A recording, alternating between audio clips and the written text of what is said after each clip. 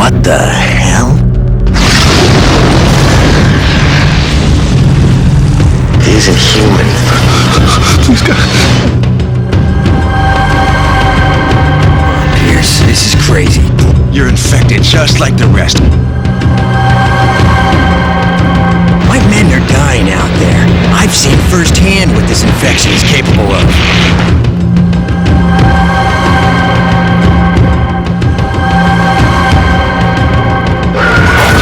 This new game drops players in a dark, seemingly deserted Antarctic base. But it's more than just a game. It brings the battle for survival to a whole new level of terror. The game picks up where John Carpenter's 1982 film left off. The only rules that we were really asked to adhere to were to make the game feel the same as the film did. We got ambushed by these things. I don't know where they came from, man. Everybody lost it. Keep the paranoia amongst the guys in the bases, obviously make the thing scary. Players take the role of Captain Blake, a daring, unstoppable soldier. Don't put this mission in jeopardy. I understand, Colonel, but I don't have much choice. But Blake is under the command of an officer infected by the alien life form known as the Thing. Players navigate through 10 levels of increasingly brutal battles for survival. And surviving the Thing requires a player to use equal parts leadership, Put your weapon down. firepower, and psychology. I need your help. You've got to get me in the comm room now. Yes, sir. Follow me, Captain. Beyond cutting-edge animation, detailed set design, and cinematic camera moves lies a whole new element of gaming excitement. I ain't going nowhere with all those things out there. You kill them, and I'll help get us out of here. Identify yourself. An incredibly unique feature in this game is the element of trust and fear. Players need to keep Blake in control of his men. When you start off, you don't know. You don't know which one's been infected, which ones are going to burst out. You'll be sent into various locations, all of them very scary, that contain scary monsters. You will have a number of what we call NPCs, which are non-player characters, that will effectively run with you in these scenarios. Within computer games, up to this point, the player's just gone around killing things, which gets quite boring. Within this game, the player needs the NPCs, or his characters around him, to survive the game. It got me. I can feel it. The whole time, the player can't trust any of those because they may have been infected by the Thing. Pierce, it's Blake.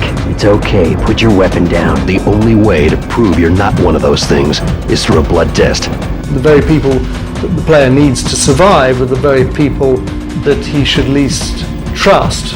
The element of who to trust and who to fear brings a whole new dimension to the Thing. If they think there's a possibility you're infected by this biological entity, the Thing, they may decide to turn on you, and that's when things get really, really interesting. They may even decide to kill themselves because they just can't cope with what they see around them. If you want a job done right, you gotta do it yourself.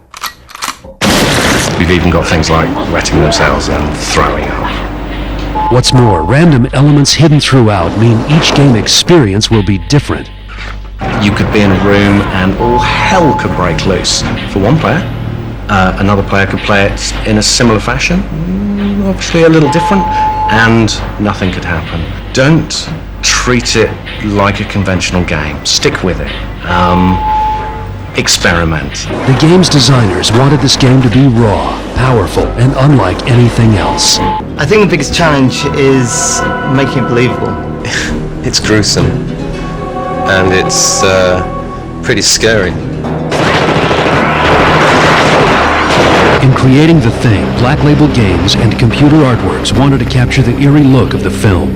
One of my concerns was to get a cinematic look into the game so that the environment was believable and that you as the player would become immersed in that environment. You'd actually feel that you're there. I've watched the Thing so many times in order to get the right kind of feeling, the kind of dirty atmosphere, the snow-encrusted objects all around the landscape. The game is setting a whole new level of artificial intelligence and unpredictable terror. Within this game, we are pushing the envelope on how people will play computer games, and in particular, introducing moral judgments within computer games. It's quite complex decisions that the player will have to make. I think the biggest challenge was living up to the film, really. I mean, it was a fantastic film, and 20 years on, it still holds the test of time. You're out of your league here, Blake.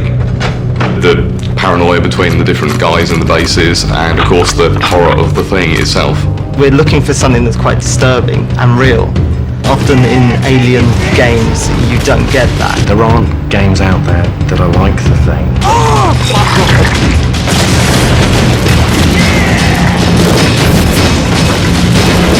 I'm only asking you to trust me.